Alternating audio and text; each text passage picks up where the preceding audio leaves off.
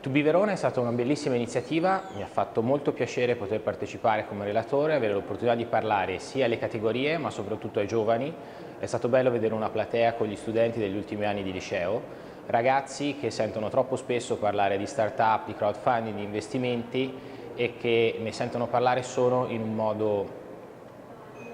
di butade, di pubblicità. Invece oggi siamo riusciti ad andarne a fondo, siamo riusciti a spiegare che in Italia non è un problema di liquidità, non è un problema di mancanza di soldi, ma è un problema di forse più di, e nemmeno di idee e di tecnologia, è più un problema forse di coraggio, passione e costanza. Credo sia stato un appuntamento importante per la città, per i suoi cittadini e anche per noi speaker per poter raccontare quei casi di successo che spero siano un modello per questi ragazzi e anche per le categorie, perché cambiare è necessario e vincere è possibile.